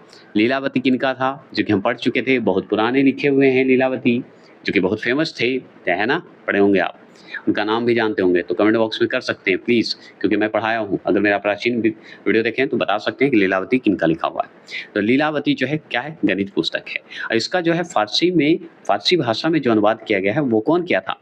वो फैजी किया था। और कब हुआ था? अकबर के समकालीन में हुआ था, अकबर के समय हुआ था, ये भी बोल सकते हैं। ईस्ट इंडिया कंपनी की स्थापना के समय भारत का शासक कौन था? तो अकबर ही माना जाता है, याद रखना है, क्योंकि 1600 की बात हो रही है ना, और 1605 तक तो अकबर रहा था ही, क्योंकि 1605 में मरा है। तो ईस्ट इंडिया कंपनी कब आई? 1600 में। अब बोला जाता है कि अकबर जहांगीर, ऐसे बोल दीजिए, कोई ऑप्शन पे डिपेंड करता है। अगर अकबर नहीं होता तो जहांगीर को हम ठीक लगाते हैं, लेकिन बहुत लोग क्या बोलते हैं कि सर जहांगीर था। अरे जहांगीर था, लेकिन सबसे पहले अकबर था। अकबर ऑप्शन में नहीं रहेगा तब जहांगीर होगा, ये ध्यान रखिएगा। याद रखना है। अबू फजल की हत्या किसके द्वारा करवाई गई थी? तो जहांगीर के द्वारा करवाई गई थी। समझ गए? तो अबू फजल की हत्या किसके द्वारा करवाई गई? जहांगीर के द्वारा करवाई गई। तो अबू फजल की हत्या हो गई थी और ये जहांगीर के द्वारा करवा दिया गया था। जहांगीर जो है करवा दिया था, याद रखना है। और वर्ष 1582 में अबू फजल जो है अकबर का सबसे पसंदीदा था, समझ गए? और अकबरनामा लिखा ही था ये, लेकिन जहांगीर जो है थोड़ा सा इससे खफा रहता था, इसलिए हत्या करवा दी। तो 1582 में टोडरमल को कौन सा पद दिया गया था? बता सकते हैं? दीवाने ए अशरफ दिया गया था। दीवाने ए अशरफ मतलब वित्त मंत्री का पोस्ट है दीवाने ए अशरफ। ये भी बताएंगे कि अकबर के समय में जो पद है उसे किस नाम से जानते हैं, समझ गए ना? बताएंगे। तो टोडरमल जो था वो याद रखिएगा 1582 में उसे दीवाने ए अशरफ की जो है पद मिला था। कब मिला था? 1582 में, मतलब 82 में। किसे? टोडरमल को। किसके समय में? तो अकबर के समय में। सुअल ए कुल सिद्धांत का प्रतिपादक मुगल बादशाह कौन था? तो अकबर ही था। तो आपसे पूछेगा कि मुगल बादशाह वैसा कौन था जिसने सुअल ए कुल सिद्धांत प्रतिपादित किया? तो वो अकबर था। ठीक है? तो अकबर कौन सा जीता, ये हम बात करेंगे। तो पानीपत का द्वितीय युद्ध की अगर हम बात करें तो पानीपत का द्वितीय युद्ध 1556 में हुआ था, जो कि किसके समय में हुआ था? अकबर और हेमू के बीच हुआ था। जो कि हेमू की तरफ से मतलब अकबर की तरफ से कौन लड़ रहा था? बैरम खान लड़ रहा था, याद रखना होगा। तो अकबर जीत गया था और हेमू हार गया था। हेमचंद्र विक्रमादित्य नाम था पूरा। और दूसरा युद्ध अगर बताएं तो गोंडवाना विजय हुआ था, गोंडवाना को जीता था, जो कि 1564 में जीता था, 1564 में जीता था। एक 1556 में पानीपत का द्वितीय गोंडवाना का विजय, 1564 में। याद रखना है। चित्तौड़ का विजय जो हुआ था वो 1568 में हुआ था। और चौथा मवाड़ का जो विजय था वो 1570 में हुआ था, 1570 में हुआ था। और हल्दी घाटी का युद्ध 1576 में हुआ था, 76 में हुआ था। आप जानते हैं महाराणा प्रताप और अकबर के बीच हुआ था। और ये जो है अंतिम सैन्य अभियान था इसका, छठा असीरगढ़ का युद्ध, जिसे खानदेश भी बोला जाता है। और याद रखिएगा ये कब किया था? 1601 में। 1600 में इसका अंतिम था, उसके बाद 1605 में तो मर ही जाता है, फिर जहांगीर आ जाता है। तो ये क्लियर हो गया, समझ गए? तो इस युद्ध को याद रखना होगा। तो कैसे याद रखेंगे? पानीपत का द्वितीय युद्ध 1556 में। गोंडवाना विजय कब हुआ? 1564 में। चित्तौड़ विजय कब हुआ? 1568 में। 68 में मतलब 1568 में। मवाड़ का विजय कब हुआ? 1570 में। हल्दी घाटी का युद्ध कब हुआ? 1576 में। असीरगढ़ का युद्ध कब हुआ? 1601 में। याद हुआ कि नहीं? याद हुआ तो लाइक तो बनता है, जरूर करेंगे। चलिए अब सबसे इंपॉर्टेंट है अकबर के नवरत्नों के बारे में पढ़ेंगे। इसके बाद ये नवरत्न जैसे ही खत्म होंगे फिर पढ़ेंगे क्या बताए? फिर अकबर का बेटा जहांगीर को पढ़ेंगे, फिर शाहजहां को, फिर औरंगजेब को, और समाप्त हो जाएगा मुगल वंश। उसके बाद हम पढ़ते चलेंगे। ये वीडियो मेरा फर्स्ट वीडियो और अंतिम वीडियो रहेगा मुगल का। चलिए अब देखते हैं हम लोग अकबर के नवरत्न में से सबसे इंपॉर्टेंट 9।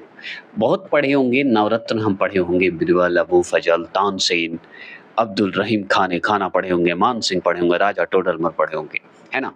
फैजी पढ़े होंगे, फकीर, है ना? फकीर के बारे में पढ़े होंगे, मुल्ला दो प्याजा के बारे में पढ़े होंगे। ये सब जो नवरत्न थे अकबर के समय रहते थे। लेकिन इनके बारे में जो पॉइंट होता है वो आपको जानकारी इसी में मिलेगा। कैसे मिलेगा? चलिए बताते हैं। जानते हैं अकबर के नवरत्नों में से सबसे बुद्धिमान व्यक्ति अगर कहा जाए तो बीरबल ही माना जाता है। तो नवरत्नों में सबसे बुद्धिमान माना जाता था बीरबल, इसलिए कवि प्रिय बोला जाता है इसे। और एक बात जान लीजिए, बीरबल का बचपन का नाम महेश दास था। और याद रखिएगा इसका जन्म जो है कब हुआ था बीरबल का, 1528 में हुआ था, मतलब 28 में हुआ था, 1528 में। और कालपी के एक ब्राह्मण परिवार में हुआ था। कहाँ हुआ था? कालपी के एक ब्राह्मण परिवार में हुआ था, किसका? बीरबल का। तो अपने दिमाग से, ये बुद्धिमानी से ये अपना षड्यंत्र चलता था। अबू फजर की बात करते हैं तो अबू फजर को मरवाया कौन पता है? जहांगीर मरवा दिया था, लेकिन अकबर का बहुत फेवरेट था ये भी। तो अकबर के नवरत्नों में दूसरे नंबर पे अगर हम बात करेंगे, अबू फजल की बात करेंगे। अबू फजल जो है ये सूफी शेख मुबारक के पुत्र थे। तो सूफी शेख मुबारक के पुत्र कौन था? अबू फजल था। और इसका जन्म अगर बात करें अबू फजल की तो 1550 ईस्वी में हुआ था। इन्होंने अकबरनामा, आईने अकबरी जैसे महत्वपूर्ण ग्रंथों की रचना की। तो अकबरनामा कौन लिखा? अबू फजल लिखा। आईने अकबरी कौन लिखा? अबू फजल लिखा। तो अकबरनामा हो या आईने अकबरी हो, अबू फजल का नाम आता है। जन्म 1550 बता दीजिएगा। और किसके पुत्र थे? तो शेख मुबारक के पुत्र थे। अब तीसरे नंबर की बात करें, तानसेन की बात करें। तानसेन का बचपन का नाम रामतनु पांडे है, याद रखना होगा। तो तानसेन भी बहुत ही फेवरेट थे किनके? अकबर के नवरत्नों में। तीसरे नंबर के अगर पूछा जाए तो तानसेन है। देखिए सीरीज भाई ने बताया गया, ये मैं याद करवाने के लिए बोल रहा हूँ। याद रखिए मिर्जा तानसेन का जन्म ग्वालियर में हुआ था। कहाँ हुआ था? मिर्जा तानसेन का जन्म कहाँ हुआ? ग्वालियर में हुआ। ग्वालियर कहाँ है? एमपी में है, याद रखिएगा। ये संगीत कला में अत्यधिक निपुण थे। कौन? तानसेन, जिन्हें रामतनु पांडे कहते हैं। ठीक है, तानसेन की संगीत सम्राट भी कहा जाता है। तो संगीत सम्राट के नाम से कौन जाने जाते हैं अकबर के नवरत्नों में? तानसेन जाने जाते हैं, रामतनु पांडे जाने जाते हैं। इन्हें संगीत कला में अधिक निपुण थे, याद रखना होगा। अकबर ने इन्हें कंठाभरण वाणी विलास की उपाधि से सम्मानित किया था। तो अकबर ने तानसेन को क्या कहा है? किससे उपाधि दी है? तो बोला है कंठाभरण वाणी विलास। तानसेन को अकबर ने उपाधि दी, कंठाभरण वाणी विलास की उपाधि दी है। समझ गए? किसे? तानसेन को, जिनका नाम रामतनु पांडे है। अगर बात करूं अब्दुल रहीम खाने खाना, आगे तो खाने खाना को उपाधि ही दिया है भाई, अब्दुल रहीम खाने खाना।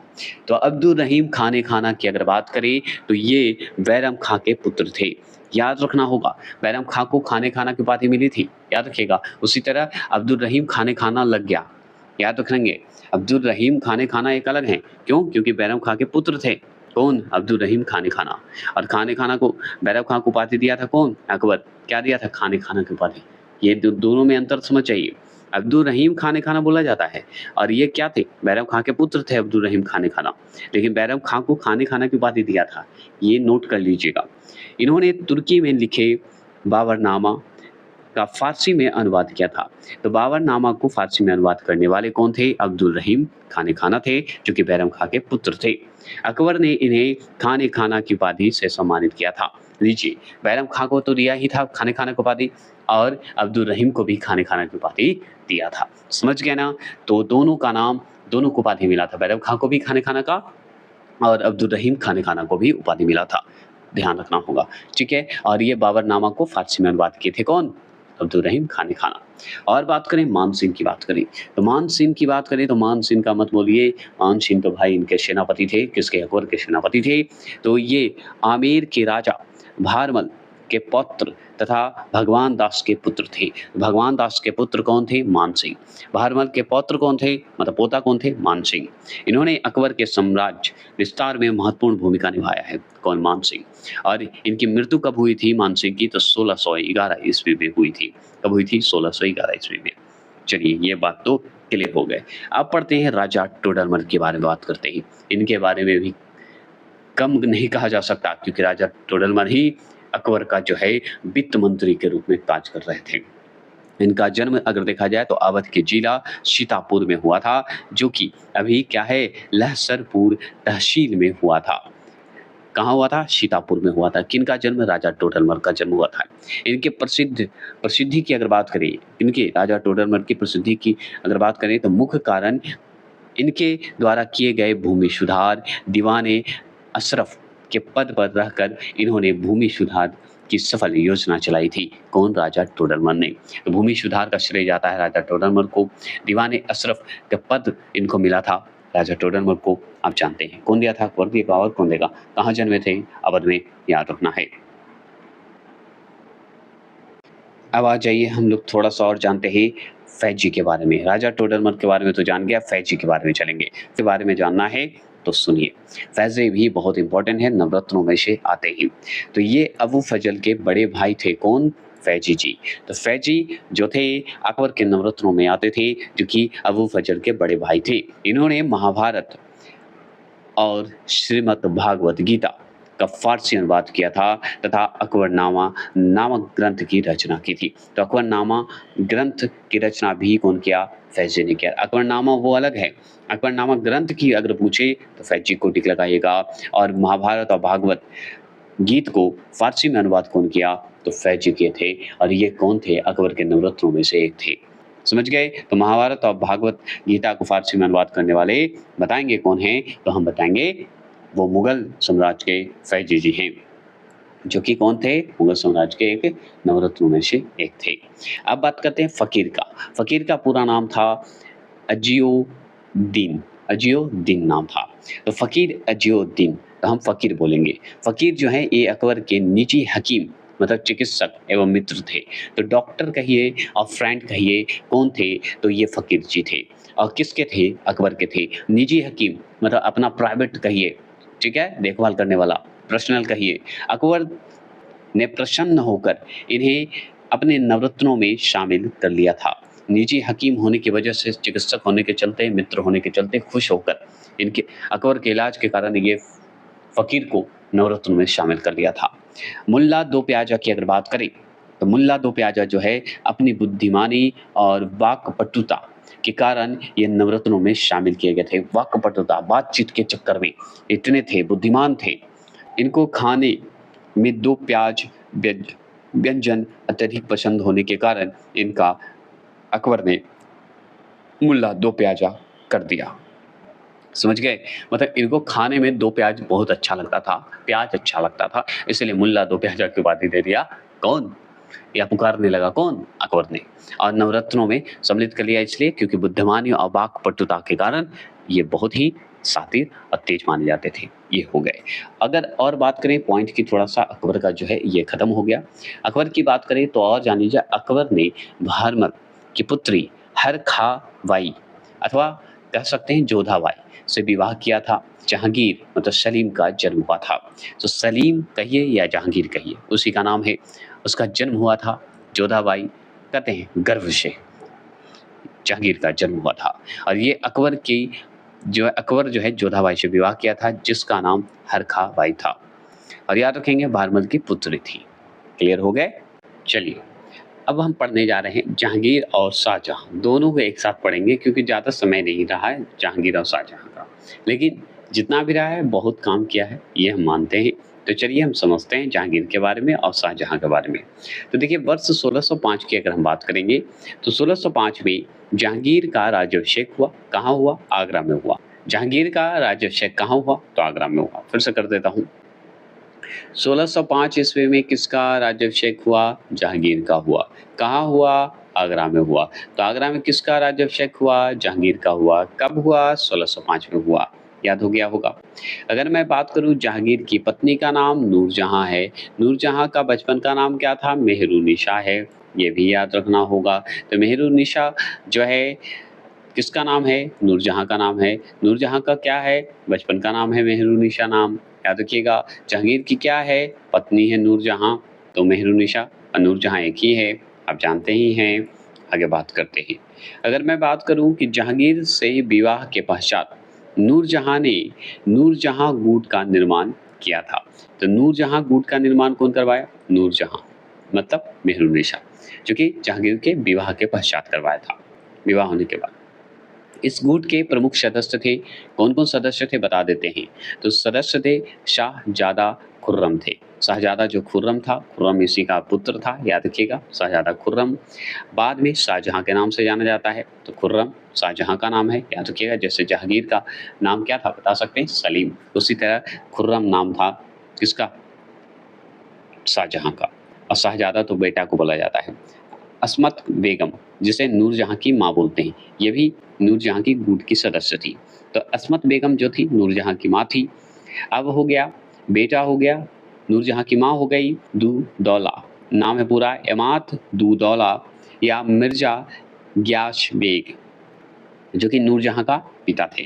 तो नूरजहां के गुट में उसका बेटा खुर्रम, अस्मत बेगम नूरजहां की माँ होगी और इमाद दू-दौला नाम है, या आप इसे मिर्ज़ा गियास बेग बोल सकते हैं, जो कि नूरजहां के पिता का नाम है। आशफ खां, जो कि नूरजहां का भाई था, ये भी सम्मिलित था नूरजहां के गुट में। इस गुट का प्रभाव जो है 1627 ईस्वी तक रहा था। कब तक रहा? 1627 तक रहा, ज़्यादा नहीं रह पाया था। ठीक है, देखिए, अब बात करते हैं कि मुगल चित्रकला जो है किस शासक के काल में अपनी प्रकाष्ठा पर पहुंची? तो जहांगीर के काल में पहुंचा था। तो जहांगीर के काल में क्या हुआ? चित्रकला जो है बहुत ही उच्चतम स्तर पे काम हो रहा था। चित्रकला का जो है महत्वपूर्ण भूमिका निभा रहा था, याद रखिए, जहांगीर के काल में, क्योंकि इसके पेंटिंग जो है बहुत पसंद था। 2 अस्पा एवं सिंह अस्पा प्रथा जो है किस शासक द्वारा प्रारंभ की गई थी? तो जहांगीर के द्वारा ही तो शुरू किया गया था। तो आपसे पूछेगा 2 अस्पा, 2 सिंह अस्पा। 2 अस्पा, सिंह अस्पा की प्रथा किसने लाई? तो जहांगीर ने लाई। अगर पूछे मुगलों एवं मेवाड़ के राणा के मध्य जो है चित्तौड़ की संधि जो है किस शासक के शासनकाल में हस्ताक्षरित हुई थी? तो जहांगीर के समय में हुआ था। तो राणा, मेवाड़ का जो राणा है, राणा याद रखिएगा, और मुगल दोनों के बीच जो है संधि हुआ। कौन सी संधि? चित्तौड़ की संधि हुई थी, याद रखिएगा। मुगल का शासक उस समय कौन था? जहांगीर था, यही बोलना चाह रहा था। ईस्ट इंडिया कंपनी ने जहांगीर के दरबार में सबसे पहले किससे भेजा था? तो विलियम हॉकिंस को भेजा था। देखिए, ईस्ट इंडिया कंपनी की शुरुआत जो हुआ था तो अकबर के समय में हुआ था 1600 में, लेकिन ईस्ट इंडिया कंपनी का जो है एक राजदूत भेजा था ईस्ट इंडिया कंपनी की तरफ से, जो कि सबसे पहले किसके दरबार में? तो जहांगीर उस समय था, तो जहांगीर के दरबार में। ईस्ट इंडिया कंपनी खुली कब? 1600 में, उस समय अकबर था। लेकिन ईस्ट इंडिया कंपनी ने सबसे पहले दरबार में अगर भेजा था तो जहांगीर के दरबार में भेजा था, और वो कौन था? विलियम हॉकिंस था। अब देखिए, जहांगीर ने इंग्लिश खान की उपाधि से किस अंग्रेज को सम्मानित किया था? तो विलियम हॉकिंस को किया था। तो विलियम हॉकिंस को क्या सम्मानित किया? तो इंग्लिश खान की उपाधि दिया। कौन दिया? तो जहांगीर ने दिया। तो जहांगीर ने इंग्लिश खान की उपाधि किसे दिया? विलियम हॉकिंस को। हॉकिंस कौन था? तो ये जो है जहांगीर के दरबार में आया था पहला, याद रखिएगा, जो कि ईस्ट इंडिया कंपनी की तरफ से भेजा गया था।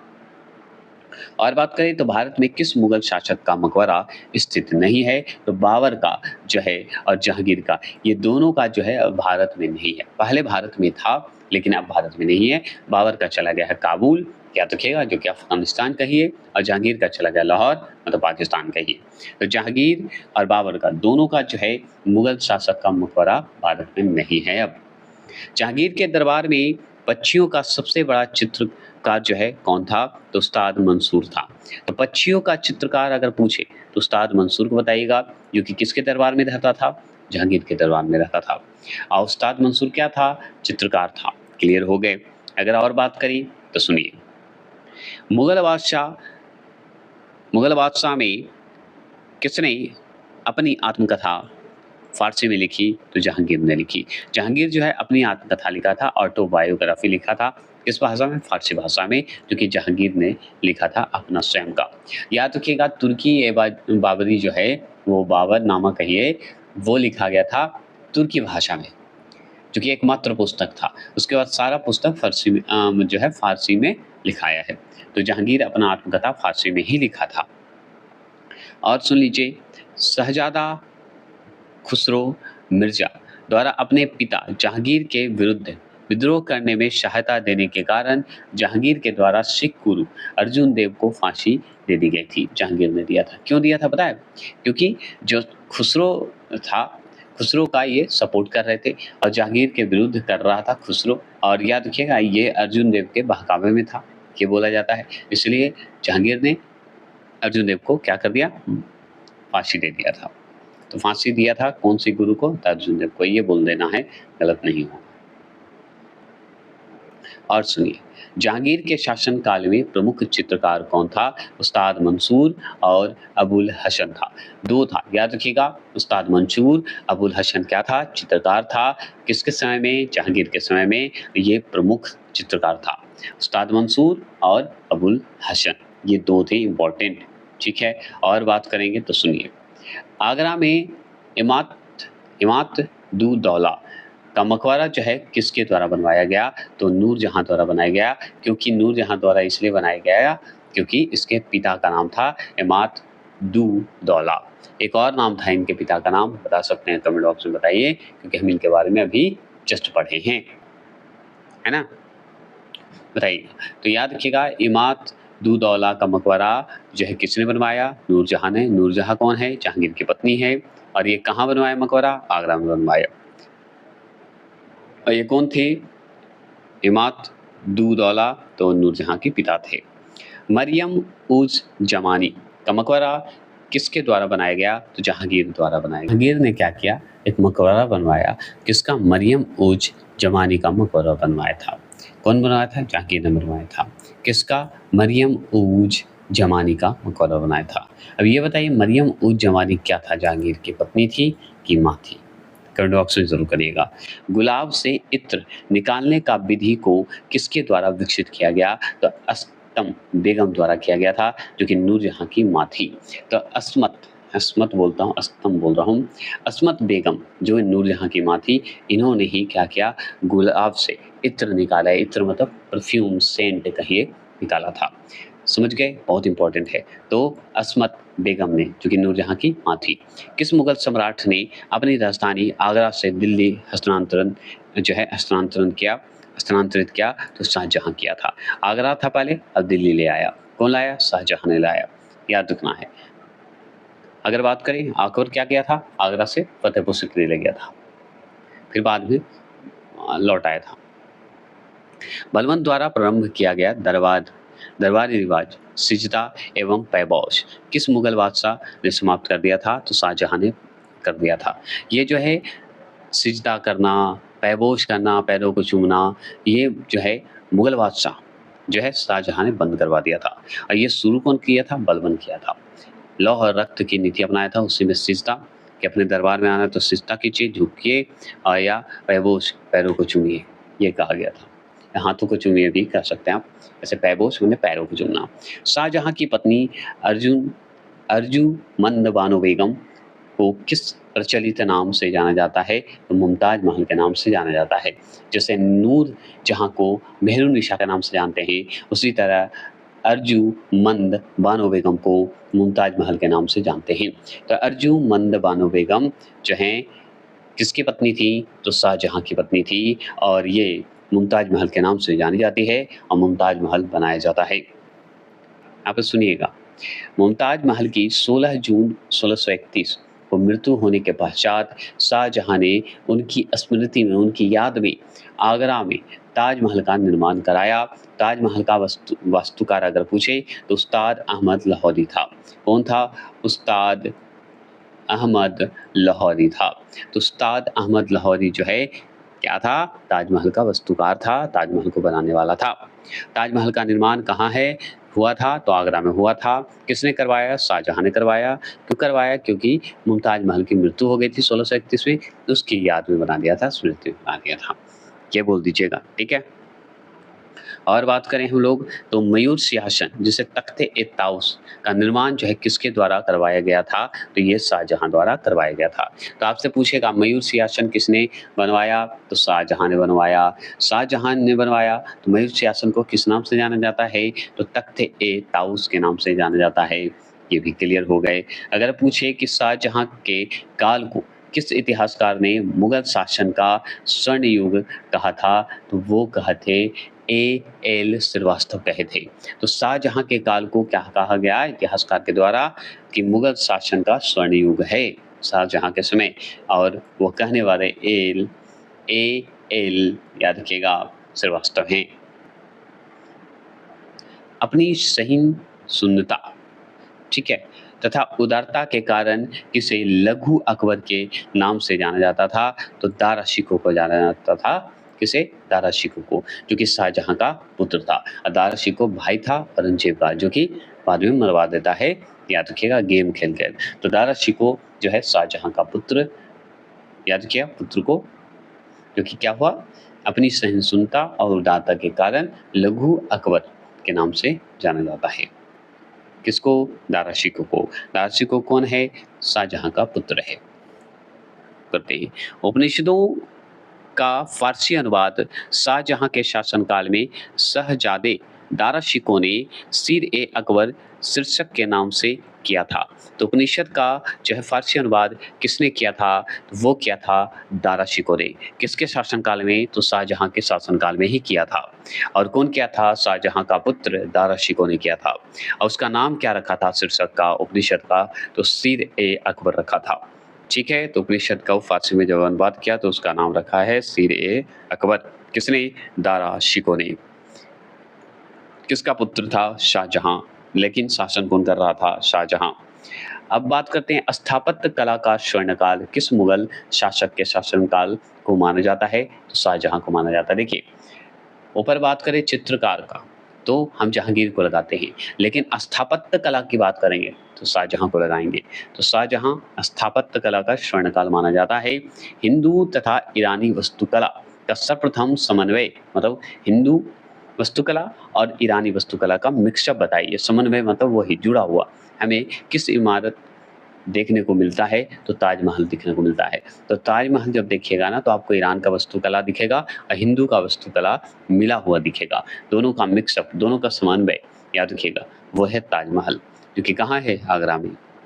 देखिए, शाहजहां को, याद रखिएगा, कोहनूर हीरा किसके द्वारा उपहार में दिया गया?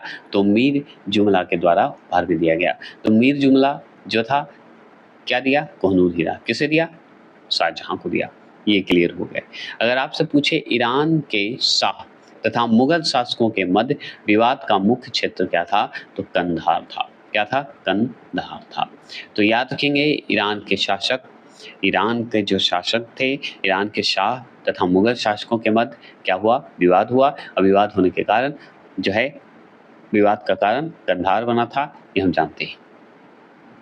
चलिए आगे बात करते हैं। दिल्ली में स्थित लाल किले का निर्माण किसके द्वारा करवाया गया? तो हम बताएंगे शाहजहां द्वारा करवाया गया। ये सब लास्ट में बता देंगे कौन सा इमारत किया है, ये सब हम बता देंगे। और सुनिए, शाहजहां द्वारा शाह बुलंद इकबाल की उपाधि किसे प्रदान की गई थी? तो दारा शिकोह को प्रदान की गई थी। तो दारा शिकोह को क्या उपाधि मिला? तो वो शाह बुलंद इकबाल का उपाधि मिला था। कौन दिया था? शाहजहां। किसे? अपने पुत्र दारा शिकोह को दिया था। याद रखिएगा, बड़ा पुत्र था। किस मुगल बादशाह ने शासक बनने के 12 अध्यादेश जारी किए थे? तो जहांगीर ही जो है अध्यादेश जारी कर दिया था। तो याद रखना होगा कि किस मुगल बादशाह ने शासक बनने के बाद 12 अध्यादेश जारी किया था? तो जहांगीर किया था। ठीक है, क्लियर। ये हो गए हमारे जहांगीर और शाहजहां का। अब चलेंगे औरंगजेब की ओर। अब चलिए बात करते हैं हम लोग शासक बनने से पूर्व औरंगजेब कहाँ का सूबेदार था? तो दक्कन का सूबेदार था। तो अगर आपसे पूछे कि कहाँ का सूबेदार बनाया गया? दक्कन का सूबेदार। किसे बनाया गया? औरंगजेब को बनाया गया। कब? जब इसका राज्याभिषेक होना था, उससे पहले की बात हो रही है। अच्छा, चलिए वर्ष 1658 की बात हो रही है। वर्ष 1658 में जो है सामूगढ़ का युद्ध हुआ।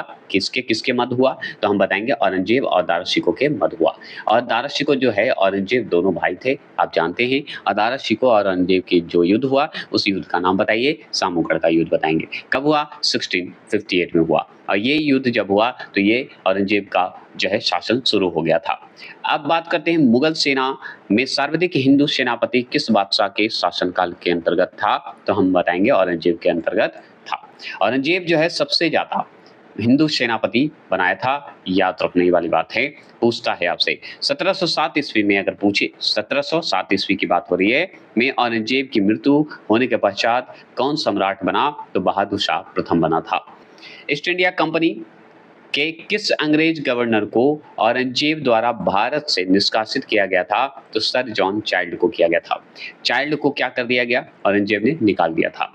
क्यों? क्योंकि अंग्रेज गवर्नर था जो कि ईस्ट इंडिया कंपनी से जुड़ा हुआ था, तो औरंगजेब को पसंद नहीं आया और भारत से निकाल दिया था। और सही किया था, नहीं तो उस समय अंग्रेज कब्जा कर लेते। बीवी के मकबरे का निर्माण जो है किसने करवाया था? तो औरंगजेब ने करवाया था। याद रखना है, बीवी के मकबरे का निर्माण अगर पूछे किसने करवाया था, तो औरंगजेब ने करवाया था, ये आपसे पूछता है। तो बीवी का मकबरा औरंगजेब। किस मुगल शहजादे ने श्रीनगर, मतलब श्रीनगर पहले क्या बोला जाता था उसे? गढ़वाल राज्य, ठीक है। तो श्रीनगर में आश्रय लिया था, तो सुलेमान शिको। कौन है? शिको। याद रखिएगा, शिको बोला जाता है। शिको भी बोलते हैं, शिको भी बोला जाता है। तो सुलेमान शिको को जो है वो मुगल शहजादा था, मतलब मुगल का वंश का बेटा था, जो कि श्रीनगर में आश्रय लिया था, याद रखना है, ठीक है। और गढ़वाल जो राज्य है वहां पे लिया था, तो गढ़वाल को ही श्रीनगर कहा जाता है, ऐसे बोल सकते हैं हम। किस मुगल बादशाह को जिंदा पीर कहा जाता है? तो औरंगजेब को ही जिंदा पीर के नाम से जानता है। और ये इतना बड़ा सवाल पूछा है कि हमको नहीं लगता कि दोबारा हमको पढ़ाने की जरूरत है। औरंगजेब ने बीजापुर की विजय किस वर्ष की थी? तो 1686 में की थी, मतलब 1686 86 में 1686 में क्या किया? बीजापुर को जीत लिया था। कौन? औरंगजेब ने जीत लिया था। यहाँ पे देखिए, ये सवाल है कि 1665 में शिवाजी ने किस मुगल सेनापति के साथ पुरंदर की संधि पर हस्ताक्षर किए थे? तो जय सिंह के साथ हस्ताक्षर किया था। कौन किए थे? शिवाजी किए थे। कब? 1665 में किए थे, ठीक है, 1665 में किए थे। और ये मुगल सेनापति, जो मुगल सेनापति था जय सिंह, उसके साथ किए थे, ठीक है ना। पुरंदर का संधि हुआ था।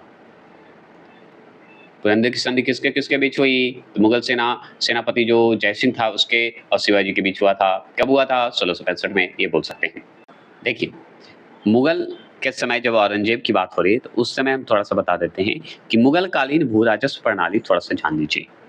मुगल है, औरंगजेब भी मुगल से ही संबंधित है, तो भू राजस्व प्रणाली क्या थी? तो खेत बटैया होते थे, लंक बटैया होते थे, ठीक है, और राष्ट्र बटैया होते थे। तो खेत बटैया मतलब खेती में ही अनाज बंटवारा हो जाता था, खेत में ही अनाज को बांट दिया जाता था, तो खेत बटैया होते थे। भू राजस्व प्रणाली बता रहा हूँ, और कैसे लिया जाता था।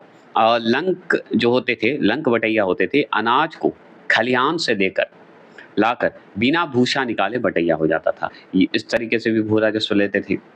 अगर राष्ट्र बटैया मतलब होता है अनाज से भूसा निकालकर बटैया होते थे, राष्ट्र मतलब भूसा निकाल कर दीजिए, और लंक बटैया मतलब बिना भूसा के साथ बटैया कर दीजिए, ठीक है, भूसा के साथ, समझिए, ऐसे बोलिए।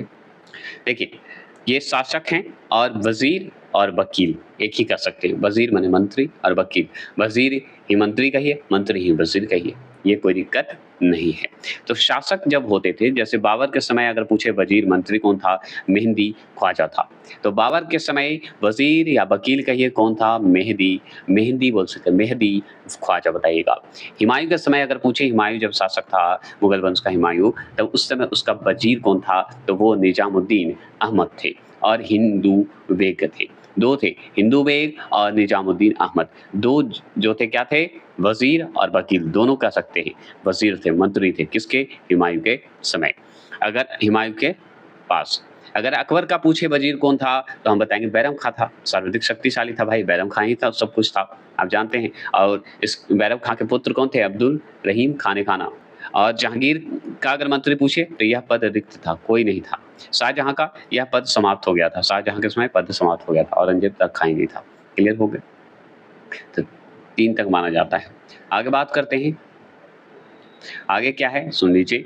आगे है कि जजिया कर किस मुगल शासक ने पुनः लगवाया या पुनः लाया था? तो हम बताएंगे औरंगजेब ने लाया था। तो आपसे याद रखिएगा, जजिया कर समाप्त कौन किया? मुगल में अकबर समाप्त कर दिया। लाया कौन? औरंगजेब लाया। औरंगजेब ने जोधपुर के शासक जसवंत सिंह को 1658 ईस्वी के धर्मत के युद्ध में पराजित किया था। धर्मत किस राज्य में स्थित है? तो मध्य प्रदेश उज्जैन में स्थित है। तो एमपी चले जाइए, उज्जैन चले जाइए, वहीं स्थित है धर्मत। तो याद रखिएगा, औरंगजेब ने जोधपुर के शासक जसवंत को कब हराया? 1658 में। याद रखिए, कौन से युद्ध में? धर्मत के युद्ध में। समझ गए? याद रखना होगा। ये कहाँ है? मध्य प्रदेश उज्जैन। किस मुगल बादशाह का राज्याभिषेक 2 बार हुआ? तो औरंगजेब का ही 2 बार हुआ था। औरंगजेब ऐसा है कि अपना राज्याभिषेक 2 बार करवाया था, ये भी जान लीजिए। अगर पूछे औरंगजेब द्वारा चलाए गए जिहाद का अर्थ क्या था? तो दारुल क्या था? दारुल इस्लामी। दारुल इस्लामी जो है ये जिहाद था इसका। औरंगजेब के काल में बुंदेला, सरदार छत्रसाल, ठीक है, याद रखिएगा, फिर से सुन लीजिए। औरंगजेब के काल में बुंदेला सरदार छत्रसाल ने विद्रोह किया था। इसके काल में, मतलब किसके काल में होना चाहिए था? इसके काल में सतनामी विद्रोह हुआ था। तो याद रखना होगा कि सतनामी विद्रोह औरंगजेब के ही काल में हुआ था, ये जान लीजिए। और उस समय बुंदेल सरदार छत्रसाल थे। अब देखिए यहाँ पे और सवाल है कि किस मकबरे को द्वितीय ताजमहल कहा जाता है? तो बता सकते हैं, तो हम बताएंगे राबिया उद दरौनी का मकबरा को हम लोग द्वितीय ताजमहल कहते हैं। समझ गए? तो किस मकबरे को द्वितीय ताजमहल कहा जाता है? तो हम बताएंगे वो राबिया उद दरौनी एक मकबरा है, उसे कहा जाता है द्वितीय ताजमहल। ये भी जान लीजिए। और ये किसके शासनकाल में? तो ये औरंगजेब के शासनकाल में बना था। और इसका एक और नाम था, बीबी का मकबरा के नाम से जानते हैं। समझ गए? उसी को बोला जाता है। तो औरंगजेब ने राबिया उद दरौनी का मकबरा जो है, जिसे हम बीबी का मकबरा बोलते हैं, औरंगजेब ने बनवाया था। ये तो हम क्लियर हो गए। तो बीबी का मकबरा का दूसरा नाम अगर आ जाए तो राबिया उद दरौनी बता दीजिएगा, जो कि द्वितीय ताजमहल के नाम से जानते हैं। और ये किसने बनवाया? तो औरंगजेब ने बनाया। ये भी कह सकते हैं कि औरंगजेब के शासनकाल में बना। औरंगाबाद महाराष्ट्र में बनाया गया है। तो आप औरंगाबाद महाराष्ट्र चले जाइए, वहाँ आपको बीबी का मकबरा दिखेगा, जिसका दूसरा नाम जो है राबिया उद दरौनी है। इसे ताजमहल की क्या बोलेंगे? फुहड़ नकल भी कह सकते हैं। फुहड़ नकल कहिए, द्वितीय ताजमहल कहिए, याद रखेंगे, नकल करने की कोशिश की गई है। चलिए आगे बात करें। तो याद रखिएगा, दिल्ली के लाल किले में स्थित मोती मस्जिद का निर्माण किसने कराया था? तो औरंगजेब ने ही करवाया था। तो याद रखना है, दिल्ली के जो है लाल किला में क्या बनाया? मोती मस्जिद। कौन निर्माण करवाया? औरंगजेब। इस पे मैं अच्छा से वीडियो बना दूंगा, क्योंकि मोती मस्जिद दो बने हुए हैं, ठीक है। तो हम बता देंगे कौन बनाया कौन नहीं बनाया, उसका एकदम फन के साथ बनाएंगे, वो नेक्स्ट वीडियो बनाएंगे, ठीक है, जो कि बहुत फन के साथ, एक कॉमेडी के साथ पढ़ेंगे, जो कि याद हो ही जाएगा।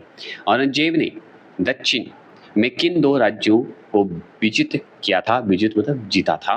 तो बीजापुर और गोलकुंडा को जीता था। तो औरंगजेब ने दक्षिण के दो राज्य को जीत लिया था, बीजापुर, गोलकुंडा। याद रखिएगा। गोलकुंडा कहाँ है? बता सकते हैं, कमेंट बॉक्स में बताइएगा। साउथ तरफ है, तो गोलकुंडा आप जानते होंगे, इस पर फिल्म भी बनी है। मुगल बादशाह को उसकी प्रजाशाही भेष में एक फकीर कहती थी, तो औरंगजेब को कहा जाता था। तो याद रखना है, प्रजाशाही वेश में एक फकीर है, वो किसे कहा गया? औरंगजेब को कहा गया। अब बात करते हैं, थोड़ा सा है, और फिर उसके बाद हम नेक्स्ट टॉपिक आएंगे और नेक्स्ट वीडियो आएंगे। अभी इतना ही समाप्त करेंगे। मुगलकालीन सूबों की संख्या।